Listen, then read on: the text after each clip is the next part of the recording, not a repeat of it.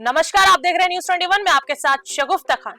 जोधपुर जिला कलेक्टर गौरव अग्रवाल ने आने वाले दिनों में बारिश को देखते हुए शहर के प्रमुख स्थान का दौरा किया। जिला कलेक्टर ने सबसे पहले एमडीएम अस्पताल का दौरा किया, वहां की ओपीडी को देखा। ओपीडी खुली होने से बारिश के दिनों में होने वाली समस्या को देखते हुए आवश्यक निर्देश दिए। इसके अलावा वहां की पार्किंग व्यवस्था भी दुरुस्त करने के निर्देश दिए, क्योंकि बारिश के दिनों में पार्किंग में पानी भर जाता है। ऐसे में पार्किंग को लेकर भी आवश्यक निर्देश दिए। उसके बाद जिला कलेक्टर उम्मेद अस्पताल पहुंचे, वहां की व्यवस्थाओं को देखा, उन व्यवस्थाओं पर संतोष जताया गया।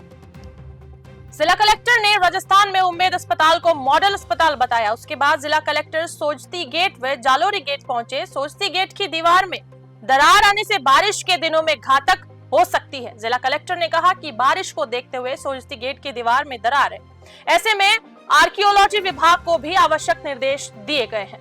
जोधपुर से मनोहर सिंह की रिपोर्ट। बिल्कुल, आज बेसिकली 3 दौरे किए गए।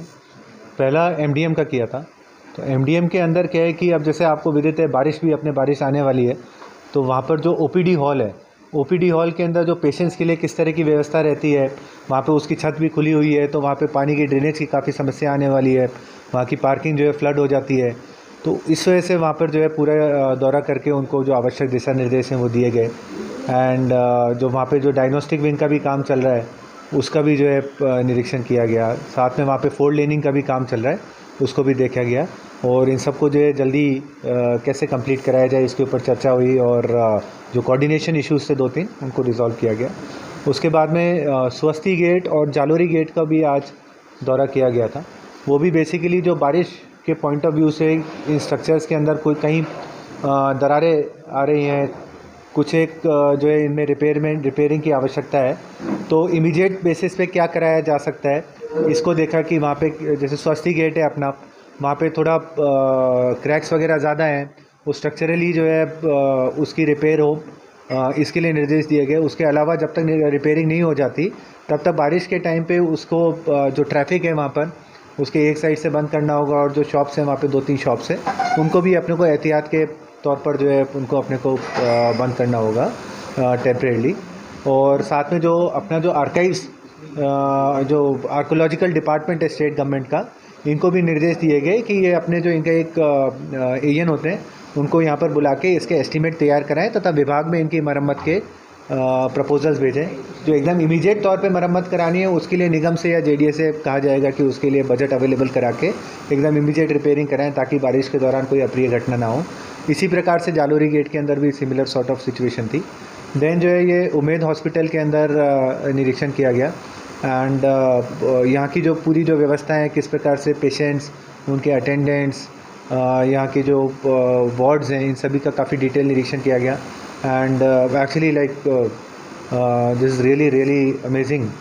और मेरे ख्याल से तो ये एक मॉडल हॉस्पिटल है एक्चुअली। जिस प्रकार की यहाँ पे सुविधाएं, जिस प्रकार की यहाँ की जो डॉक्टर्स की, स्टाफ्स की, रेसिडेंट्स की पूरी जो टीम्स हैं, जितने डेडिकेशन से काम कर रही हैं पेशेंट्स के बेटरमेंट के लिए और उनकी सुविधाओं के लिए, ये रियली राज्य में एक मॉडल के रूप में प्रतापगढ़ में पुरानी रंजिश को लेकर 2 युवकों के बीच हुए झगड़े में बीच बचाव करना एक युवक को भारी पड़ गया। चाकूबाजी की घटना में घायल बीच बचाव करने वाले रविंद्र धोबी को उपचार के लिए जिला चिकित्सालय में भर्ती करवाया गया है, जहां उसका उपचार जारी है। कोतवाली थाना पुलिस ने 3 युवकों के खिलाफ प्रकरण दर्ज किया है। प्रतापगढ़ में लगातार दूसरे दिन चाकूबाजी की घटना हुई है। खैरोट में हुई चाकूबाजी की घटना में घनश्याम प्रजापत नाम के युवक की मौत हो गई थी। मामले के अधिकारी प्रेमचंद ने बताया कि शहर के धोबी निवासी रविंद्र धोबी ने प्रकरण दर्ज करवाया। इस मामले में पुलिस ने प्रकरण दर्ज कर जांच शुरू कर दी है। प्रतापगढ़ से तेजकरण राठौड़ की रिपोर्ट।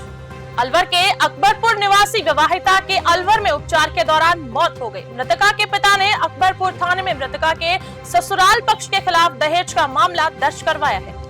मृतका के पिता का कहना है कि उसकी बेटी की शादी बचपन में ही जयपुर ग्रामीण के गांव कोट खाउदा के रहने वाले अर्पित के साथ हुई, लेकिन पारंपरिक रीति रिवाज के साथ मृतका का गौना साल 2015 में किया गया था। गौने के बाद से ही ससुराल वाले उन्हें दहेज के लिए परेशान करने लगे। मृतका के पिता ने पूरे मामले में ससुराल पक्ष के खिलाफ दहेज हत्या का मामला दर्ज कराया है। साथ ही पिता ने आरोप लगाया है कि उसकी बेटी के साथ ससुराल पक्ष की ओर से मारपीट कर जहर दिया गया है। अकबरपुर से मनीष मिश्रा की रिपोर्ट। सर मेरी लड़की वहाँ पर मैंने शादी कर रखी थी उसकी, और मेरी लड़की को ने बेद तरीके से मारी और उसको मार पिटाई की, उसको जहर दे दिया। और फिर मेरे को फ़ोन किया कि तेरी लड़की को हमने मार पीट के और घर में डाल रहे कि आकर ले जाओ। मेरी मांग मैंने खूब तुमसे मांगी 1 स्पीड कार और 10 लाख रुपये नगद हमने मांगे थे तब पे कि मैं ये बिजनेस करूँगा, अगर नहीं दिया है तो हम तेरी लड़की को मार देंगे। साहब मैं ये बहुत दिनों से साहब कहता रहा, और साहब मैं गरीब आदमी, मैं कहाँ से लाऊं 10 लाख और 1 स्पीड कार। साहब मैं लड़की के पास गया था बम्बई, तो साहब वहाँ से भी उन लोगों ने मार के जब फ़ोन किया मेरे को हरी नारायण ने, और वहाँ पर उन्होंने सब ने मिलकर मेरी लड़की को मार के जान से और वहाँ पर मकान में डाल दी। फिर मैंने फ़ोन किया हमारे परिवार को, जब वो गाड़ी लेकर गए और उन्होंने और वहाँ जाकर उन्हें जब वो हमारी लड़की को उठा कर लाया, फिर उसने ये बोला कि भाई तेरा करना जो कर ले, और चाहे पुलिस में तो रिपोर्ट कर, कहीं कुछ भी कर, हमारा कोई बाढ़ बागा करने वाला नहीं है। सब मैं गरीब आदमी में क्या कर सकता हूँ। शानू मेरी लड़की का नाम, ये कौन पियर थे यहाँ पर अकबरपुर धवाड़ा पेट्रोल पंप के सामने, और शादी कर रखी थी मैंने कोट खावदा में। हैं सब 2000 छोटी सी के मेरा भाई दुलीचंद था, उसकी जवान लड़की थी, उसके साथ से मैंने धर्म फेरे दिए थे मेरी लड़की के कि भाई जवान हो जाएगी जब मैं इस लड़की का जब गौना करूँगा। तो सर उसने फिर जवान होगी मेरी लड़की जब 2015 में मैंने उस लड़की का गौना किया। गौना करके साहब उनको भेज दी मैंने, उस दिन तो उन्हें रखा, फिर उन्हें मांगना शुरू कर दी। जब उसका एक लड़का भी हो गया, एक लड़की 3 साल की भी है, लड़का 9 साल का हो गया उसका। फिर साहब मेरे पास कुछ था नहीं, मैं गरीब आदमी था, मैंने उसको साहब दिया नहीं कुछ भी, वो मांग करते रहे। पुलिस थाना रायसिंह नगर से थाना प्रभारी ईश्वर प्रसाद जांगीर की नेतृत्व में निकाली गई रैली में पुलिस थाने का स्टाफ व आम नागरिकों ने भी लिया भाग। शहर से कई संगठनों के अध्यक्ष रहे महारैली के साथ महारैली पुलिस थाने से रवाना होकर शहर के मुख्य मार्गों से होते हुए राजकीय चिकित्सालय पहुंची, जहां पर राजकीय चिकित्सालय के डॉक्टर तेजपाल शर्मा द्वारा नशे के खिलाफ भी लोगों को जागरूक किया गया। इस दौरान थाना प्रभारी ईश्वर प्रसाद जांगीर, राजकीय चिकित्सालय प्रभारी तेज कुमार शर्मा, कुलभूषण सिंघल मेडिकल यूनियन के अध्यक्ष राधेश्याम भाकर, दीपक धानुका, अनिल गोयल, संतलाल मेघवाल, भाजपा ब्लॉक अध्यक्ष कमल चावला, सैकड़ों की संख्या में लोग मौजूद रहे। रायसिंह नगर से राजू शर्मा की रिपोर्ट।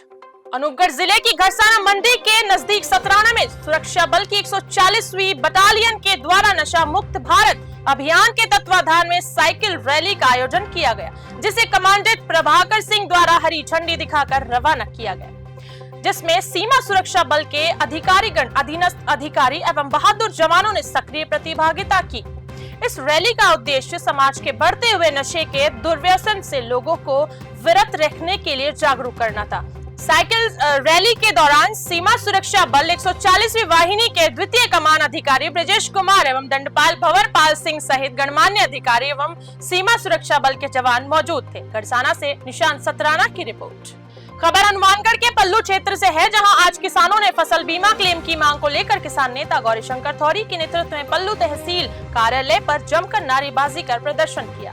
किसान नेता गौरीशंकर थौरी ने बताया कि फसल बीमा क्लेम रबी 2022 व खरीफ 2023 के दोनों फसलों का बीमा क्लेम खाते में डालने के लिए आज किसानों ने जिला कलेक्टर के नाम तहसीलदार के मार्फत ज्ञापन सौंपा, जिस पर अगले 7 दिन में तहसीलदार पल्लू ने कंपनी के अधिकारियों से किसानों के प्रतिनिधित्व मंडल की वार्ता करवाने का आश्वासन दिया। किसानों का कहना है कि खराब फसल का बीमा क्लेम कंपनी ऑब्जेक्शन के नाम पर किसान के साथ गड़बड़ करना चाहती है, जो किसान किसी हालत में बर्दाश्त नहीं करेंगे।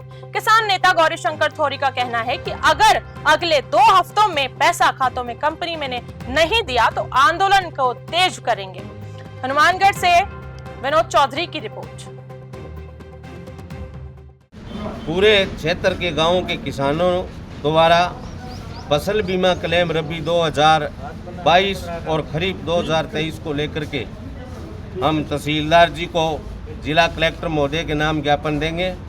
अगले 7 दिनों के अंदर अगर बीमा कंपनी ने सभी ऑब्जेक्शन नहीं हटाए फसलों पर से और हमारा बीमा क्लेम जारी नहीं किया तो हम चुप नहीं बैठेंगे और निश्चित तौर पर गांव-गांव जाकर के हजारों किसान लेकर के दोबारा हम यहाँ धरना लगाएंगे।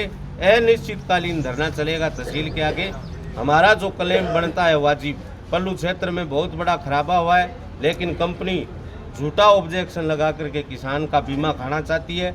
हम बीमा कंपनी को कहना चाहते हैं कि हम हर हालत में बीमा खाने नहीं देंगे।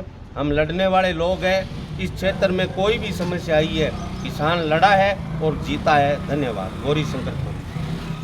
सवाई माधोपुर जिले के विधानसभा खंडार के मोरस गांव की घटना जैसे ही पीड़ित पक्ष ने बताया कि 13 जून को उनकी नाबालिग बच्ची का अपहरण कर उसके साथ गैंगरेप की घटना को अंजाम दिया गया, जिसकी प्राथमिकी बरौंदा कल थाने में दर्ज कराई गई है। करीब 5 लोगों के खिलाफ मुकदमा दर्ज करवाया गया है, जिसमें मुख्य आरोपी हल्को उर्फ सत्यनारायण गुर्जर व दीपक को बताते हुए 5 लोगों को गिरफ्तार करने की मांग परिजनों ने।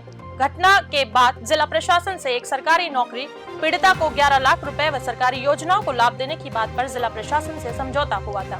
पीड़िता का चचेरा भाई विष्णु प्रजापत मामले में सक्रिय दिखा। इस पूरा घटनाक्रम में समाज के लोगों में आक्रोश है। ऐसे में तत्काल गिरफ्तार करने में पीड़िता को उचित मुआवजा दिलाने की मांग आज जिला प्रशासन के समक्ष रखी और मुख्यमंत्री के नाम ज्ञापन सौंपा। फिलहाल मामले में जल्द कार्रवाई करने का आश्वासन जिला प्रशासन की ओर से दिया गया है। सवाई माधोपुर से लोकेश टटवाल की रिपोर्ट।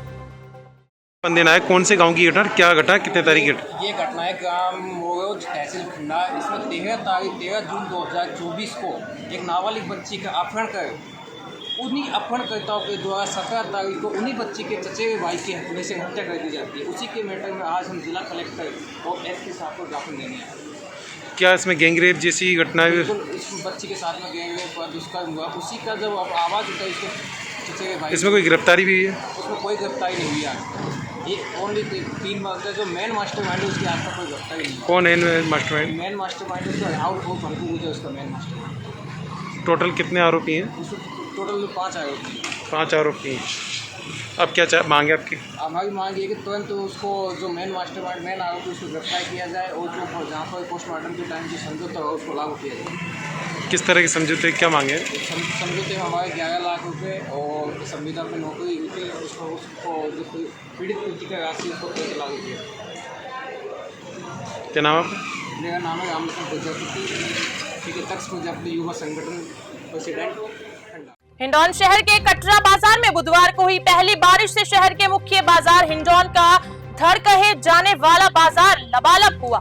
हिंडौन नगर परिषद के नेता प्रतिपक्ष दिनेश चंद सैनी ने बताया कि आज हिंडौन में पहली बारिश होने पर ही नगर परिषद की लापरवाही आमजन को भोगनी पड़ रही है, जबकि सभी पार्षदों की द्वारा 24 जून को जिला कलेक्टर आयुक्त को अवगत करवाया।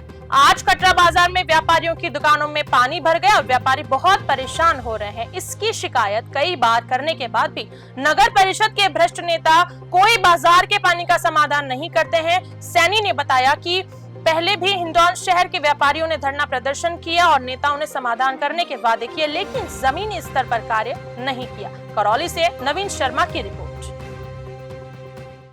हिंडौन नगर परिषद क्षेत्र में जो पानी कटरा बाजार में भरा हुआ है, जिसकी हमने सोमवार को एसडीएम साहब को भी ज्ञापन दिया, सभी पार्षदों द्वारा अवगत कराया गया कि नालियों की सफाई करवाई जाए और कंकड़ मिट्टी की एनआईटी लगाने के लिए भी कहा गया एसडीओ साहब से, लेकिन आज तक कोई कार्रवाई नहीं की गई और नगर परिषद की उदासीनता के तहत आज ये हालात हिंडौन शहर में दिखाई दे रहे हैं।